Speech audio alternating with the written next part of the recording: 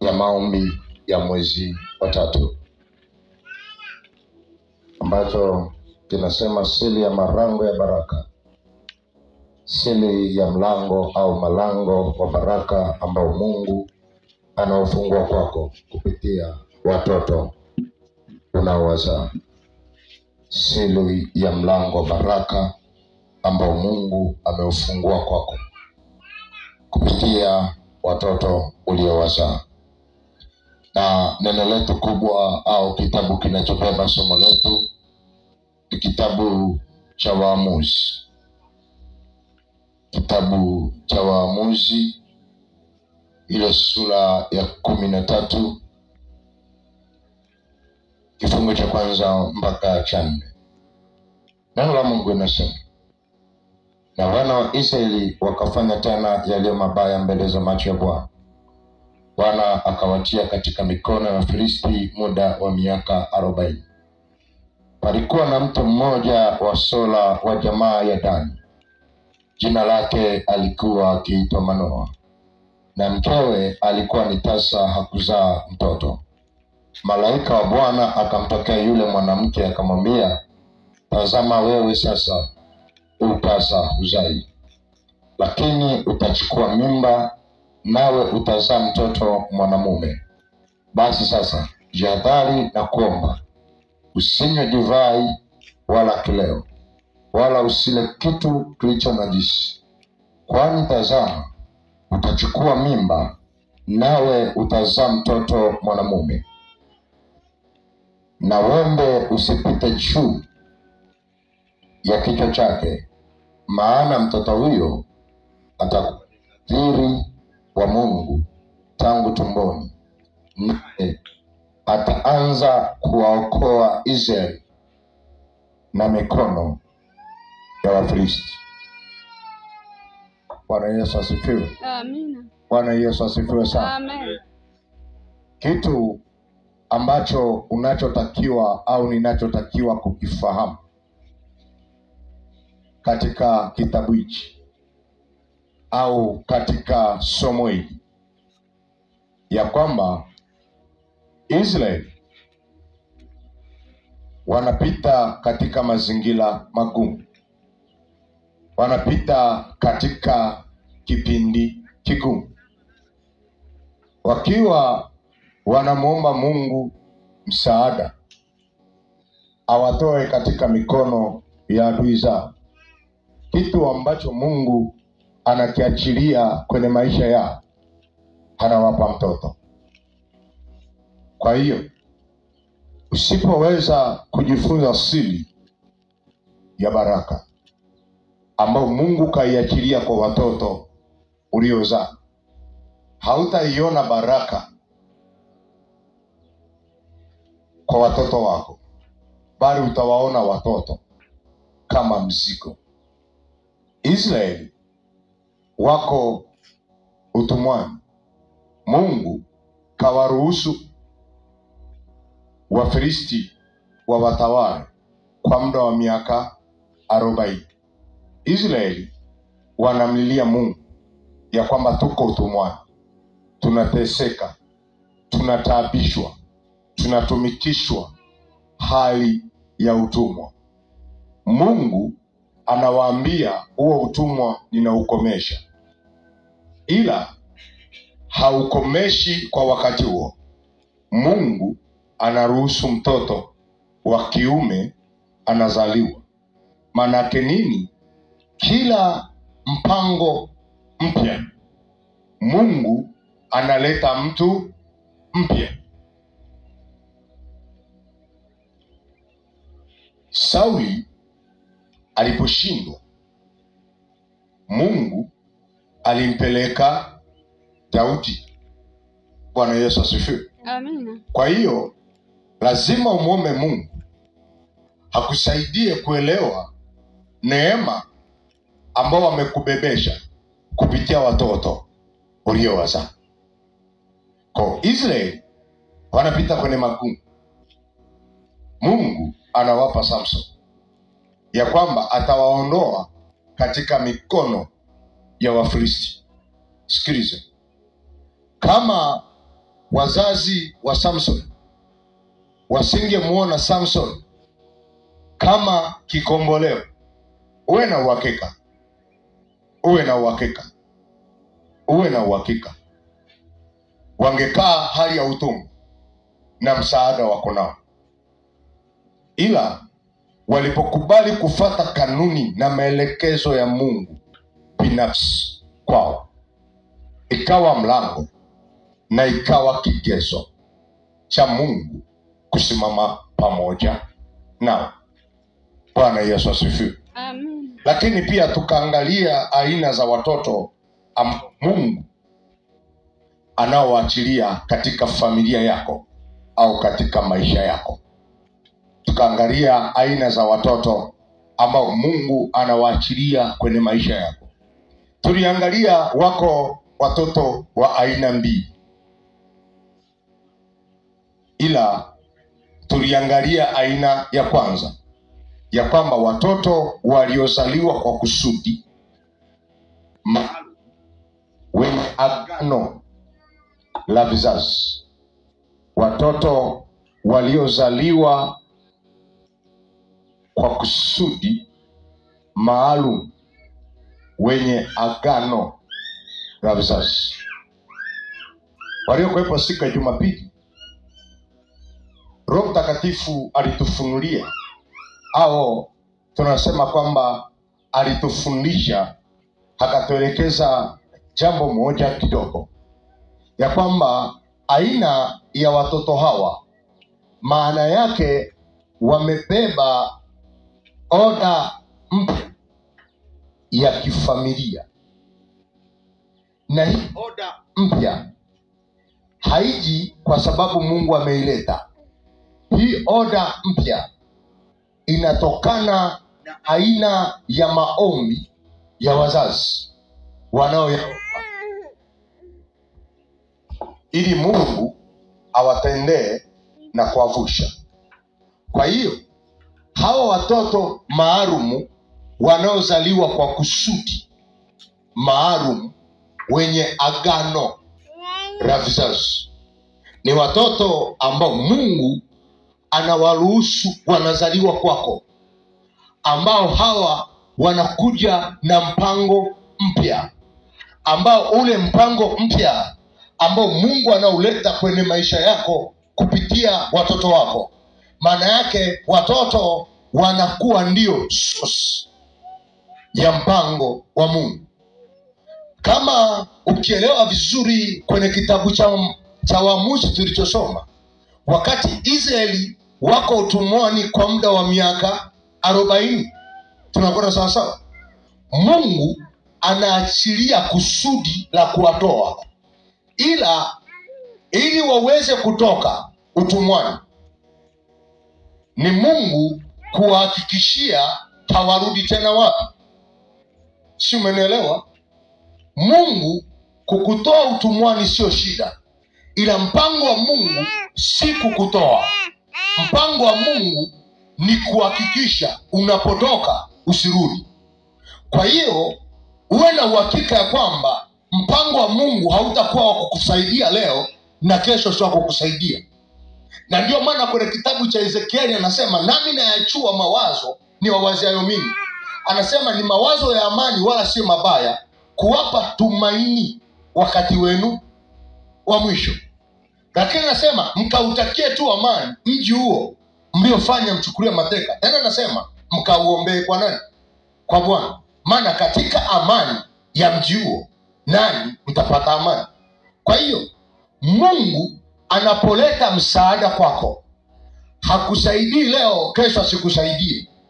Anapoleta msaada, analeta msaada wenye umilele. Kwa unaposikia wenye vizazi, maana yake huo msaada unakuwa ni msaada wenye umilele ndani yake. Maana yake kama ulikuwa uko utumwani, tunakuwa sawa sawa, maana yake hautatakiwa kurudi tena wapi? Utumwani. Tunakuwa sawa sawa, tunakuwa sawa sawa. Kwa hiyo Mungu anawaambia Israeli kupitia Samson ya kwamba hawatatokea kurudi tena utumwani. Kwa hiyo swala sio kutoka utumwani, swala ni Mungu kukulinda usiondoke wapi? Utumwani. Kwa huyu anayekuja, maana yake anatakiwa aje na baraka ya umilele ndani yake. Umilele kivipi? Wakati wanadamu hawakai miaka mingi. Bwana Yesu asifiwe. Unaposikia watoto waliozaliwa kwa kusudi maalum wenye agano la vizazi, tafsiri ya kwamba kila atakayezaliwa kwa aliyebebeshwa agano la vizazi, maana yake anayekuja ni anaendeleza alikoishia mwenzake. Sio hapa tunaelewana? Amen. Sio hapa tunaelewana? Amen. Okay. Kuna mtu bado hajadaka. Ni hivi. Mungu anapoachilia kwako aina ya watoto wa design hii, maana yake anakuhakikishia hiyo baraka kwenye kizazi chako, kwenye uzao wako. Maana yake utakuwa ni uzao wenye kariba hii, wenye tabia hii. Kivipi? Baraka ambayo Mungu aliyomwahidi Ibrahim ndiyo ilikuwa baraka ya Isaka, ndiyo ilikuwa baraka ya Yakobo, ndiyo ilikuwa baraka ya makabila 12 ya nani? Ya Israeli. Tunaona sawa sawa? Kwa hiyo Mungu anapoachilia aina ya watoto wa hivi kwenye maisha yako, maana yake anaachilia umilele. Maana yake kama tunatoka kwenye malango ya adui zetu, kama tunatoka kwenye umaskini, maana yake si kizazi kimoja kitakachotoka kwenye umaskini halafu kizazi kingine kikae kwenye nini? Kwenye umaskini. Maana yake kizazi hichi kikitoka ni vizazi vyote. Na mpango wa Mungu ukija kwako, hauji kwako binafsi, unakuja kwa vizazi vyako vyote. Ukipata muda utaenda kusoma kwenye kitabu cha Mwanzo ile sura 18. Kitabu cha Mwanzo ile sura 18. Biblia inazungumza wazi. Mungu ameenda kumtembelea Ibrahim, akaanza kuzungumza na malaika wawili aliyokuwa nao. Akasema, kweli nimfiche Ibrahim jambo ninalokwenda kulifanya Sodoma na Gomora, kwa sababu nimemuona moyo wake ya kwamba ataishika agano langu na kuwafundisha watoto wake kuishika agano hili baada yake. Manake ili agano nimelifunga na Ibrahim, sio na Ibrahim. Manake Ibrahim atalisisha uzao wake. Na ndio maana tunasoma Mungu wa Ibrahim, Mungu wa Isaka, Mungu wa Yakobo, Mungu wa Israeli. Tunaona sawa sawa? Kwa nini? Ni kwa sababu agano ambalo Mungu aliliweka na Ibrahim, aliliweka ni agano la vizazi. Leo anaitwa ni baba wa mataifa. Kwa nini? Kupitia imani ya Ibrahim, sisi tu uzao wa Ibrahim kwa njia nini? Ya imani. Kwa njia ya nini? Ya imani. Okay. Kumbe agano la vizazi ambalo Mungu alilifunga na Ibrahim kupitia Isaka, maana yake limesababisha mpaka wewe leo ukae umwabudu Yesu. Haumwabudu Yesu kwa sababu ulimsikia, ni kwa sababu liko agano la vizazi ambalo leo sisi tunamtumikia Mungu kwa sehemu yetu. Kesho watoto wetu watakuja watamtumikia Mungu kwa sehemu yao. Kesho kutwa wajukuu zetu watamtumikia Mungu kwa sehemu yao. Vitukuu vyetu vitamtumikia Mungu kwa nini? Kwa sehemu yao. Kwa unaposikia kwamba aina ya watoto waliozaliwa kwa kusudi maalum, manake hili neno maalum lenye agano la vizazi, manake kama ni baraka, maana yake hiyo baraka inakuwa endelevu kwenye maisha yako. Sio nazungumza na mtu hapa. Bwana Yesu asifiwe. Amen. Bwana Yesu asifiwe. Nje na waliopewa neema ya nini? Sio hapa tunaelewana vizuri.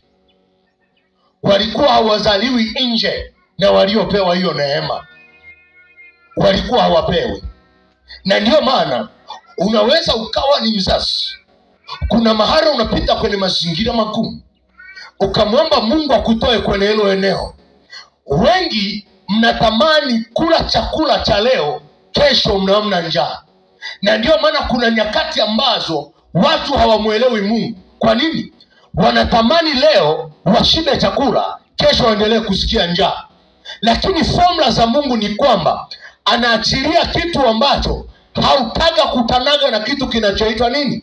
Njaa. Na ndio maana Mungu anamwambia Ezekieli, Mungu anamwambia Habakuki, njozi hiyo unaiota iandike, ili kila anayesoma aisome kama nini?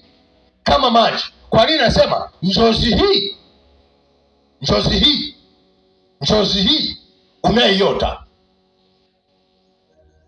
hii ni kwa wakati ulioamliwa. Ukisikia kwa wakati ulioamliwa, wala sio leo, sio kesho, maana yake ni utimilifu wa nyakati. Utimilifu wa nini? Wa nyakati. Anasema wala ndoto hii haitasema uongo, ila anasema ijapo kawia ingoje.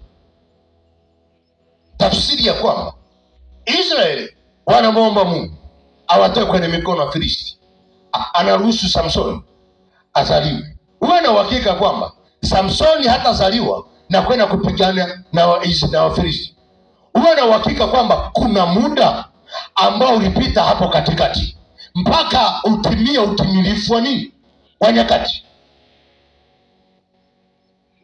Najua Mungu akikupa neema ya kuelewa hili jambo, hautaona kama Mungu amekawia kukujibu. Bwana Yesu asifiwe. Amen. Bwana Yesu asifiwe. Amen. Hautaona kama Mungu amechelewa, ila unaweza ukawasukuma na kuwabeba watoto wako kwenye maombi, ukijua kwamba zipo timilifu za nyakati zinakuja mbele. Na ndio maana wazazi wengine kwa kuto kujua neema zilizopo ndani ya watoto, na ndio maana maandiko yanasema mtaziona baraka ila hamtafanyaje? Hamtazila.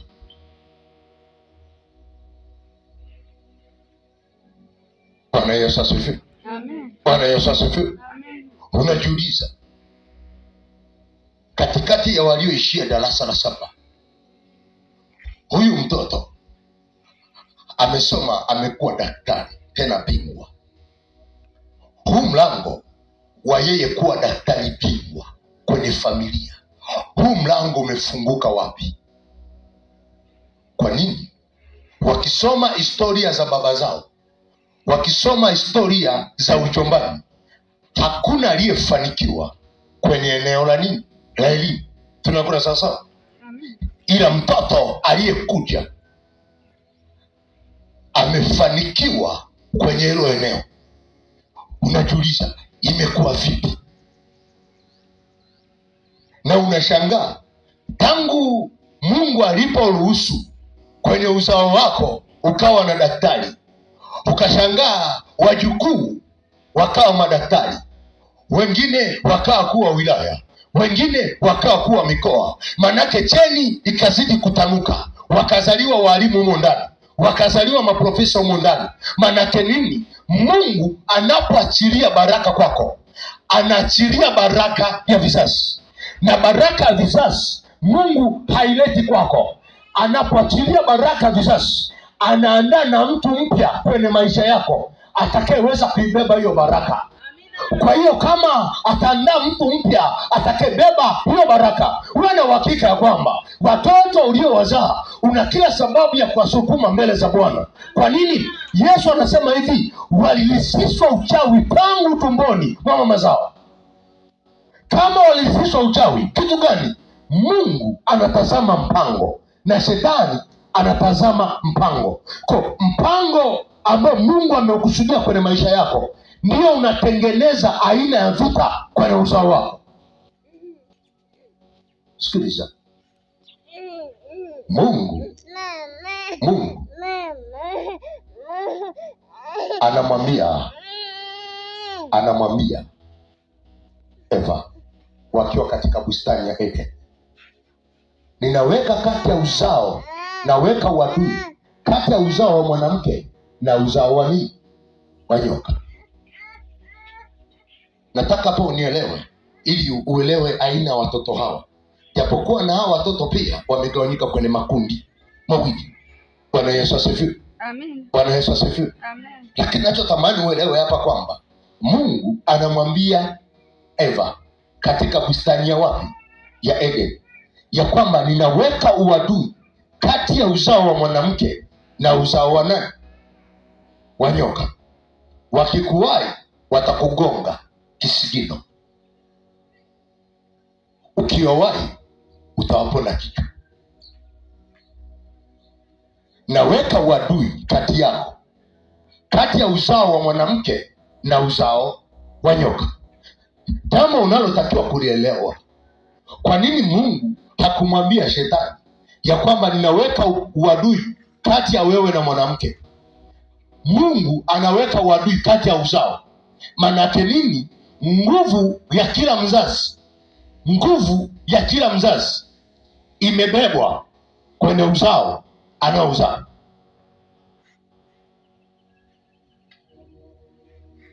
Bwana Yesu asifiwe. Amen. Sio, umeelewa?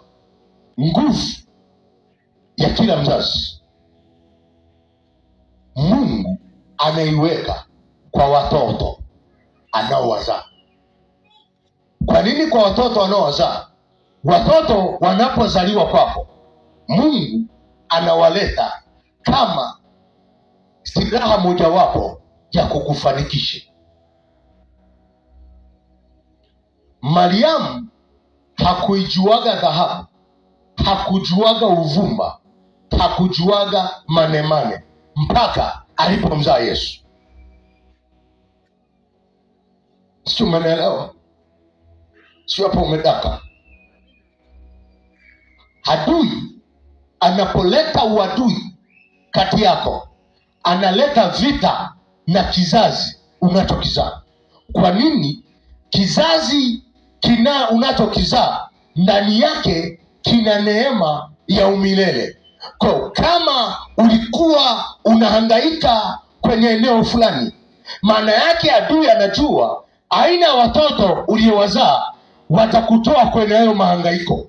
Na ndio maana adui hata dili na mwanamke aliyezaa, anadili na mtoto aliyefanyaje? Kwa akidili na mtoto aliyezaliwa, maana yake ameburuga future yako ya kesho. Nisikilize, mipango unayoipanga leo haiji kwako kwa ajili ya kukufanikisha. Mipango yako imebebwa kwenye uzao ulionao. Kwa nini? Uzao ulionao unaweza kukufungulia neema ya baraka siku yako ya mwisho, na uzazi ulionao ukawa ni eneo mojawapo la kukuliza na kukufungia.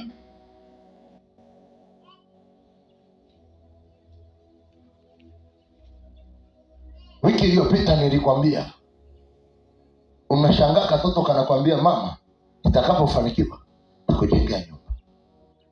Halafu wewe unachukulia rahisi. Halafu unajiuliza, wazazi wengine wanabaki nasema, unajua watoto wale wote ambao wana moyo mzuri, wenye moyo wa kusaidia, unajua waga hawafanikiwa. Maana yake wanafanikiwa wasiokuwa na neema ya vizazi. Maana yake nini? Shetani hadili na wale watoto ambao hawana neema ya vizazi. Kwa nini? Akifanikiwa yeye ni mafanikio yake, sio ya familia. Sio, umenielewa? Amen. Sio, umenielewa? Amen. Na ndio maana unaweza ukashangaa kwamba una kaka yako yuko eneo fulani, anapitia mazingira magumu, ila hawezi kukubali kuona ndugu zake wanapita kwenye shida. Ila ndio huyo ambao shetani anapiga vita kila itapo leo. Akitafuta kazi hapati, akifanya hivi ni anazingishiwa, manake maisha yake yamevurugika. Lakini yule ambaye moyo wake ni mgumu, hana neema hiyo, nilinafanikiwa, wala halikumbuki ndugu zao, wala halikumbuki nani, hawa shetani hanaga mpango nao. Shetani huwaga na dili na wenye neema vizazi. Na ukisikia watu nyota zao zimeibiwa, shetani haibii nyota kila mtu, shetani anaibia nyota wenye neema hizi. Na ndio maana si kila aliyeenda kwa shetani alifanikiwa. Waliofanikiwa, sikiliza, ukisikia watu wanatajirishwa na shetani, shetani hana utajiri wa kumtajirisha mwanadamu. ila kinachofanyika katika ulimwengu wa roho, Biblia inasema kwamba watu hawa ni watu walioibiwa na kutekwa.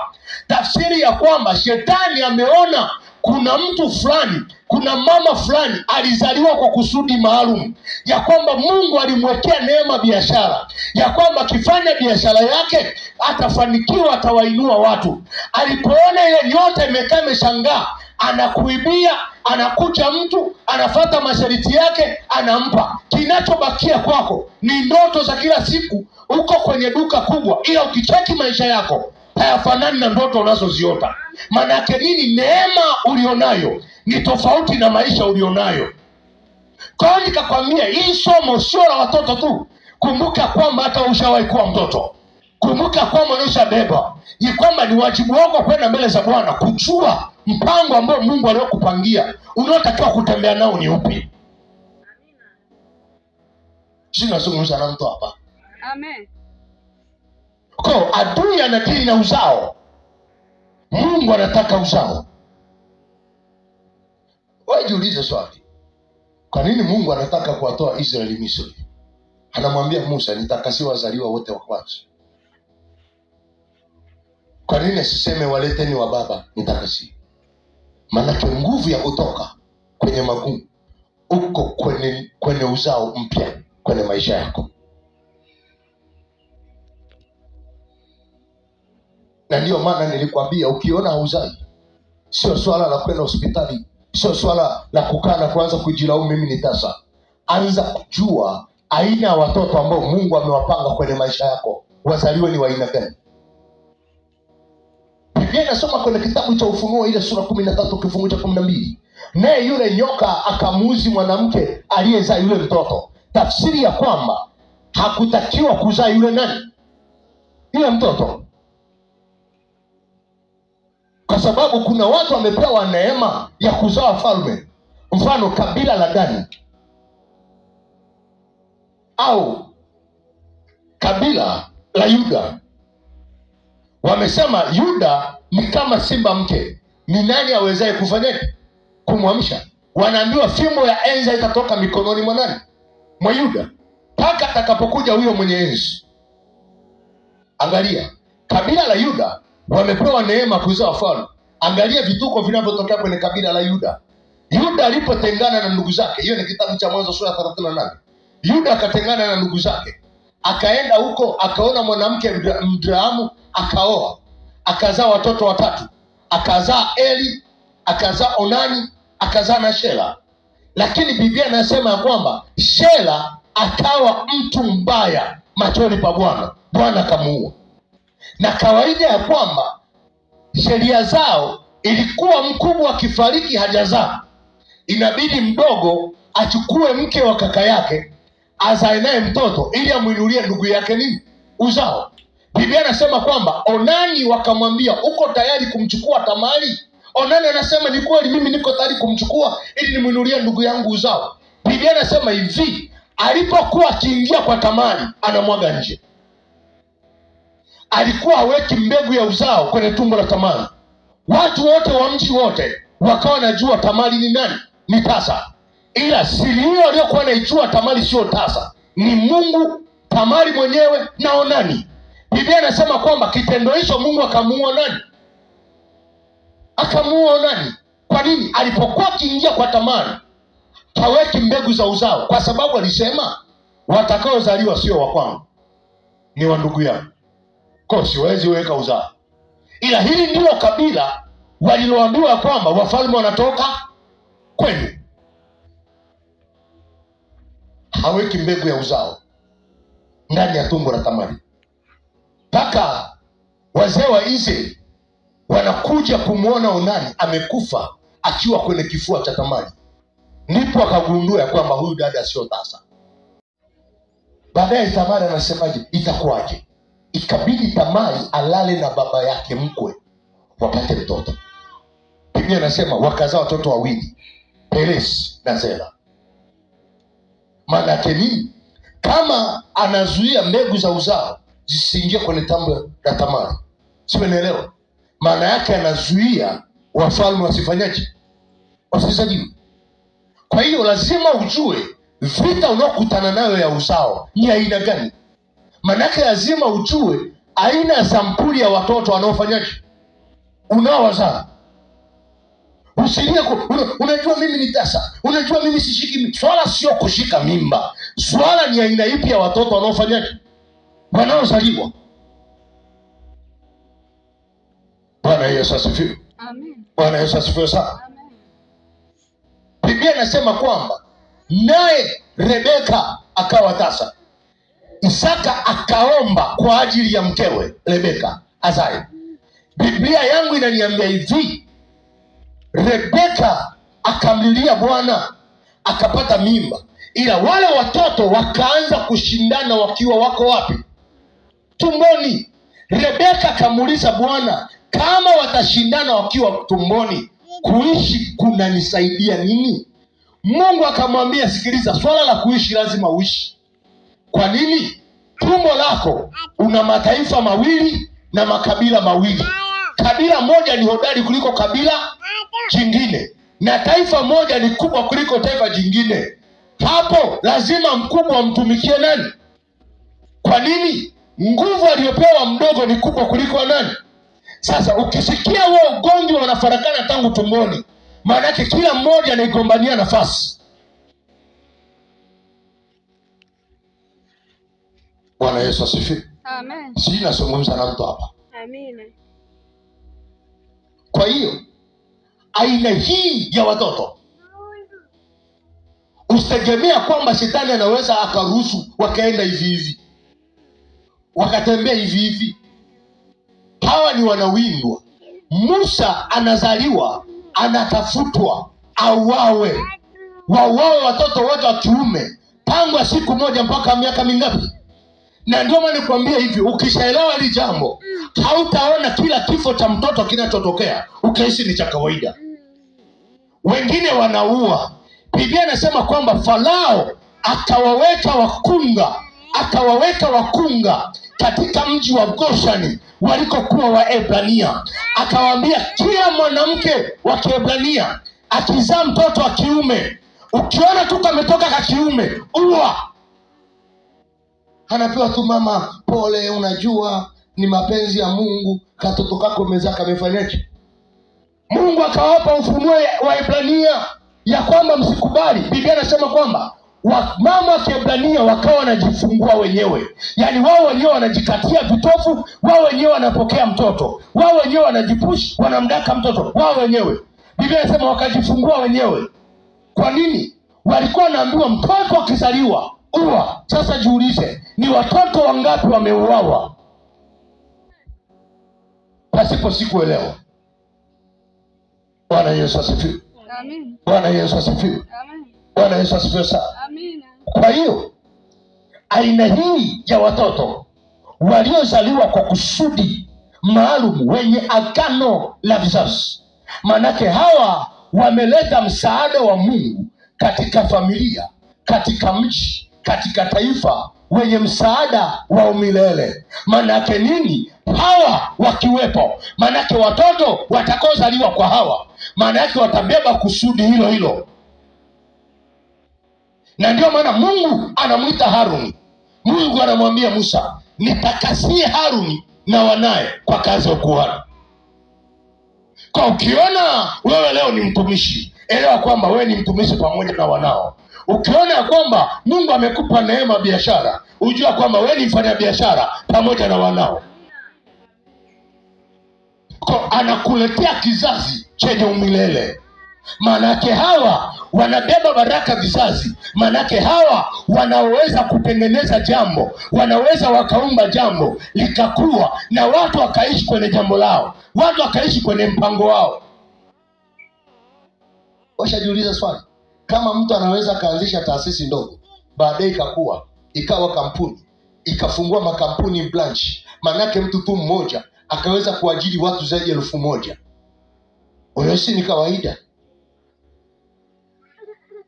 Sikiliza, shetani hanaga original hata moja. Shetani kazi yake ni kuiba. Biblia inasema kwamba mwizi kazi yake ni kuja kuvunja, kuiba, na kuharibu. Na ndio kazi ya shetani. Manake kuna mambo ambayo wameyaiba kupitia neema zenu. kupitia vipawa vyenu. Kuna wengine Mungu amewapeni neema za vizazi. Sikiliza, na ndio maana usijidharau jinsi ulivyo. Na ndio maana shetani alichokifanya, aliwapeka akavuruga na fikra zenu. Maanake mkaona maisha mnayoishi ni ya kawaida. Kumbe Mungu, malaika wakikucheki mbinguni, wanamwambia Gideoni, inuka wewe shujaa. Anasema ushujaa na utoa wapi? Anamwambia inuka Gideoni, wewe ni shujaa. Utawaokoa watu. Asema nitawaokoa watu kwa namna gani? Wakati familia yangu ndio familia duni katika Manase, nitaweza kuwaokoa kwa namna gani? Gideoni anaambiwa na malaika, inuka wewe ni shujaa, ukaokoe taifa. Anasema we, familia yetu ndio maskini kuliko yote. Na ndicho shetani anachokifanya watu wenye neema hizi. Sikiliza, kuanzia leo anza inuka. Anza kumwambia Bwana, nataka nitembee kwenye neema yangu. Nataka nitembee kwenye agano la vizazi. Yawezekana umenipa mimi, nataka nitembee ili na watoto wangu watembee kwenye hiyo neema. Gideoni anaambiwa tembea kwa uwezo huu. Gideoni alipoanza kusimama kwenye eneo lake. Sikiliza mama, unaweza kusema kwamba unajua mimi umri umeenda. Swala la Mungu la umri sio kimata. Hauwezi mata. Na ndio maana Sara wa miaka 90 akafungua mtoto, akaanza kumuita jina lake Isaka, akaanza kunyonyesha. Maana usikate tamaa. Yesu anasema liko tumaini tena juu ya mtu uliokatwa, ya kwamba utachipuka tena, ya kwamba utachipuka tena, ya kwamba utachipuka tena, ya kwamba utachipuka tena, nawe utakuwa hai katikati ya nchi ya walio hai.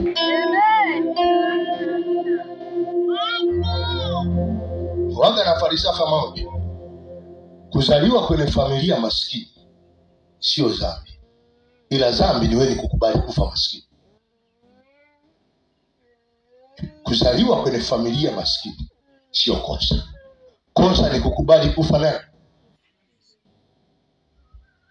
Kwa nini? Hauko duniani kwa bahati mbaya. Yaani hauko kwa bahati. Hauko kwa bahati mbaya. Yaani haupo tu. Sasa sema tu watu walio wengi hamtaki kuishi kwenye kusudi. Tunataka tule zetu, tunaishi kwa kula na tuishi zetu hivyo. Yatakao kuja hasio mapango yetu. Au unajua, yaani na hawa watu ambao Mungu aliwapa neema vizazi ni watu wanaofikiria mipango, halafu wenye wasiokuwa na hizi neema wanakuja wanabeba wanafanyia kazi. Yaani wewe kazi yako ni kucreate tu mpango. Unajua nikipata hela nitakuwa na 1 2 3. Hebu tuambie una mpango gani? 1 2 3. Halafu unashangaa lile wazo lako mtu ameenda kulifanyia kazi. Amina. Ikatoa matokeo.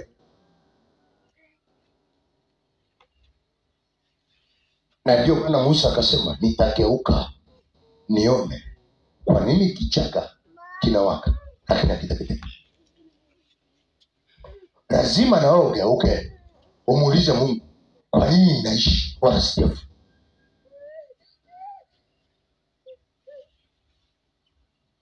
Najua ni ujasiri huu ni watu wachache walionao. Biblia inasema nifundishe kuhesabu siku zangu. Unajua tafsiri yake? Nifundishe kujua miaka yangu ya kuishi duniani ni ngapi. Kwamba kusudi langu ni lipi. Angalia, na unapo survive sawa sawa kwenye kusudi, Mungu anakuongezea miaka.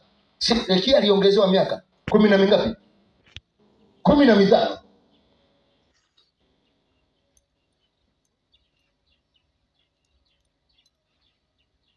Kwa Mungu hata anapotaka kuokoa, anaokoa watu wa namna hii. Anataka kutembea, anatembea na watu wa mfumo huu, waliopewa vibaraka vizazi vya umilele. Wewe naelewa ya kwamba unaweza kumwomba, ukimwomba Mungu chakula leo hakupi. Hakupi. Anataka Mungu akikuletea chakula kiwe chakula chenye umilele. Maana yake leo utakula, kesho utakula, kesho kuta utakula. Kwa kama ni kumiliki malango ya adui, anakupa kumiliki malango ya adui wenye umilele ndani yake. Maanake Mungu analeta mtoto kwako. Unashangaa mtoto amekuja na mawazo ya ajabu. Unashangaa mtoto anakuja ana fikra za ajabu. Akiachilia jambo, unaanza kushangaa, moyo wako unaanza kuwaka. Kitu gani kimefanyika? Maanake Mungu anaachilia umilele. Maanake ni kwamba nikubali ulale njaa leo, ila watoto watakapotimiza miaka ya kusudi, utaanza kuona mambo yanabadilika. Amen.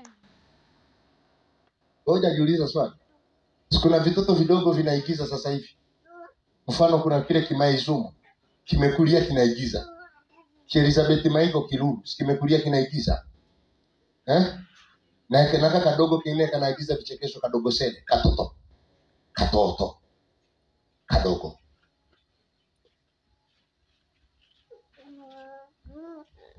Uwe na uhakika, anza kuona baraka ya Mungu kwenye watoto ulioza. Ukianza kuona hivyo, hautaanza kuona kila kitu rahisi kwenye maisha yako.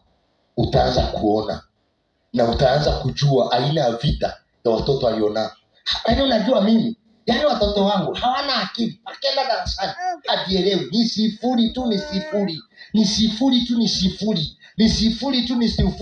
Kwa kakija kukwambia mama, Mungu akinisaidia nikafanikiwa, takujengea nyumba. Pumbavu, toka hapo, sifuri mkubwa. Utafanikiwa aje wakati unapata sifuri? Huangalii. Sio shida zako. Baadaye baba amepita kwenye magumu, halafu shetani anakuja kukulingishia. Unamwona mtoto wa jirani amekuja na gari, anakuambia silikuwa neema za wanao. Anakuja na gari, wanapaki na gari, wanaondoka. Halafu kicheki watoto wako mnagombania maukoko ya ugali nyumbani kwako. Unaanza kusema, unaanza kukufuru. Waliozaa wale pale, si unaona watoto wao hao ndio wamefanyaje? Wamezaa. Hao ndio wamefanyaje? Ila mimi wao wanakamsemo kao sikaelewi sana, lakini nikamsema kipumbavu sana, sijui kinakuga, sijui kihuna. Bwana Yesu asifiwe sana. Kwa hiyo usipojifunza kubeba na kujua kusudi na mifumo ya kimungu kupitia watoto ulioza, uwe na uhakika kuna mahala utakwama, hata kama unamuomba Mungu. Kwa sababu Mungu anapokuomba, ukimuomba Mungu maombi ya hela hakupi. Mungu anakupa fedha endelevu. Anakuletea mtoto. Mnataka kutoka utumwani, inawaletea mtu atakaye watoa na atakaye sababisha msirudi tena wapi?